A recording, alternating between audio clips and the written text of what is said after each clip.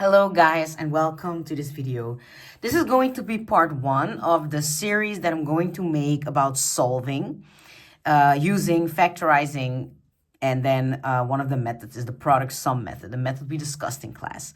So that is basically 3.3 for HAFO, 3.1 for FIVIO, and it's a little introduction. I want you to watch this and also pause the video so you can make a few of them yourself. So in class, we looked at factorizing. We factorized this queuing actually of three terms, x squared plus 7x plus 10, and how we could write it using brackets only. This is actually a formula, and this corresponds to a quadratic formula. Yes, later on we're going to zoom in if it's smiley or frowny, but for now it's just important to notice it's a quadratic formula and it corresponds with a parabola. Every formula has a generic one, just like the linear one. So this is the generic formula. We can also call it fx, ax squared plus bx plus c. Now in this case, the a is always in front of the x squared, even though I would change the order. The b is in front of the x, and the c is in front, is the number. I'm not going to say it's the last one because, like I said, I can change the order, but it's the last, I'm saying last again. It's just the number, so there's no x or x squared written next to it. So that's how you can already say, just to get to know a bit more of this formula. Oh, I can see now my b, that is 7, my c, that is 10, and my a, you know that there's a 1 written in the front that we don't write. So my a is 1. And it's very important for a quadratic formula, a can never be 0. So I want you to write that down. You can say in a quadratic formula, a can never be equal to 0. Because what will happen if my a was 0, we get 0 times x squared. And then we would get, I'm just going to write it with a pencil, 0 times x squared. And let's pretend just we get, let's say this is 8x and this would be 12. It doesn't really matter. This would become 0, I have to write it neat, plus 8x plus 12. And then eventually you would get, once again over here, what do you recognize? Y is 8x plus 12. This would be a linear formula.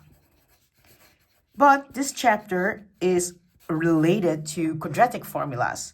So it's very important to really keep in mind always your a will never be 0. It can be 2, it can be minus 4. You're going to see later in the chapter. But for now, we're working with a is 1. Now, let's go to, this is more the theory behind it.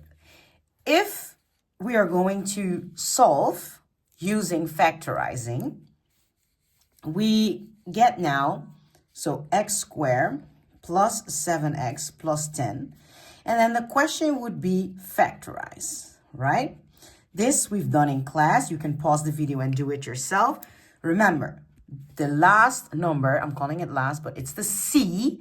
The c is always the product, and the b will always be the sum. So this is the plus, this is the times. So think of two numbers that will give you, when you multiply it, 10, and then when you add it, you will get 7. We discussed this one in class, and it was 2 and 5, because we both get positive 7, positive 10. So it's 2 and 5. So over here, we get x plus 2 and x plus 5. Now, you can skip this part, but you can even do a little check, because I'm going to show it in the video. X times x makes x squared. X times 5 is 5x. 2 times x is 2x. And then 2 times 5 is 10. Once again, you get x squared plus 7x plus 10. And then you see, hey, this is correct. But you don't have time to do this, so don't do that. Yeah, that's like, extra for the explaining. Now, this is called factorizing. And why are we doing that? That's because we eventually want to solve. If I say now, okay, we got the formula y is x squared, or we can also say fx, don't forget, plus 7x plus 10. I now say I want to solve where my y is 0. So I can say 0 is x squared plus 7x plus 10. So what are we basically calculating here in theory? Let's see if you know it when y is 0. Very good for the people that actually said it or thought it.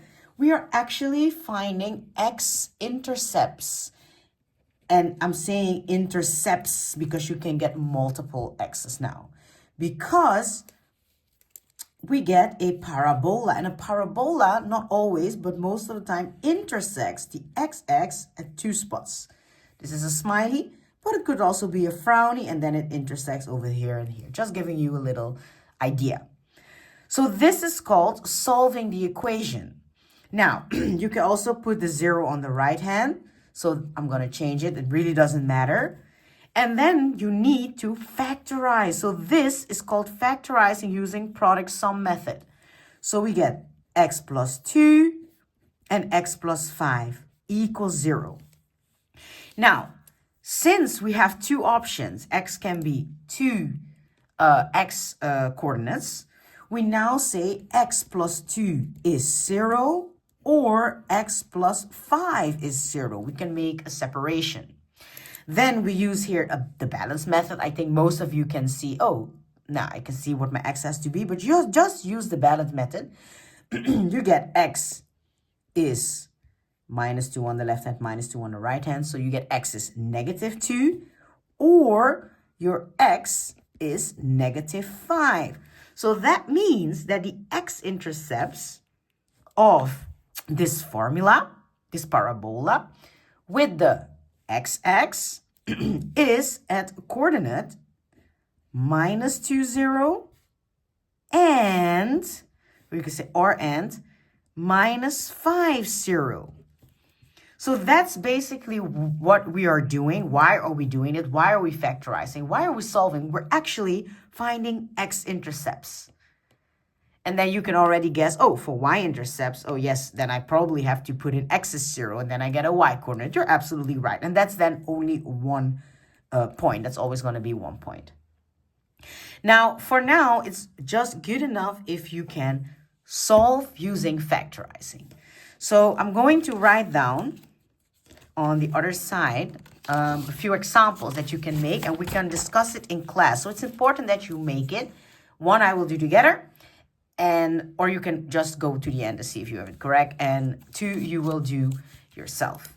Now, let's say we get x squared, and then we have plus, I have to create, of course, now something, but let's say we get 7x, and then over here we get minus 30.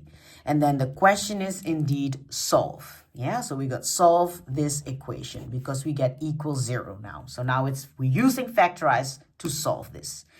So the first thing we think, okay, we're going to use the product sum method because I have an A, I have a B, and I have a C. Our A is 1, our B is, yes, very good, and our C is minus 30. Yeah. So we can use the product sum method. So we think what times what makes negative minus 30. And if I add, I get, let me see if I did it correctly, this one, yeah? Yeah, and if I add, I get 7. So you think of option. This can take some time. You can even use the calculator.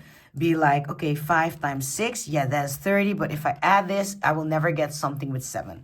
Then I go 30 times 1. You got to check that one as well. Yes, great, but I can never get 7. So you keep on thinking what can help. Well, suddenly you get 10 and 3. Great, that's 30. But you're going to get negative 30. So you can write down your options. In the beginning, it's okay to use, a little note. You get minus 10 times 3. Or it can be 10 times minus 3.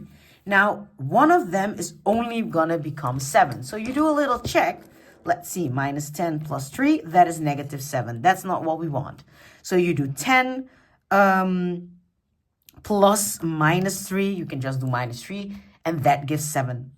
So then you know that these two numbers are the right combination. So you can factorize. This is called then x. Yeah, because we just get x squared. You use x minus 3 and x plus 10. And if you switch them, plus 10 over there, minus 3 over there, that doesn't matter. Now we can separate then, we get x minus 3 is 0 or x plus 10 is 0. You use the balance method, you don't need to write intermediates. Minus 3 to the right hand, x is 3, or x is minus 10. So these are eventually your solutions for x. You don't need to write the coordinates unless it's asked. So this is called, from here, this part, you can maybe try to understand what is asked, factorize. And then over here, you're actually solving. And what you're actually doing is you're finding x-intercepts. So I want you to do the next parts on your own. So let's have a look at this one. And it's for both groups, half and Fabio. There's no distinction. So we get x squared and then plus 120. And then minus 22x. It's very hard to just create a few things. Then I get this. And then the last one that I want you to figure out yourself, it's a bit tricky, but let me see. What do you do if you get a fraction in the front for a? That's what I want you to think about. Think outside of the box. I also have to create something, so excuse me. And then you get minus 3. Yes. Yeah, let me create something. It's very hard to create instantly. And then you get over here plus 5. I think this will do. Let me see. Yeah, I think this will do.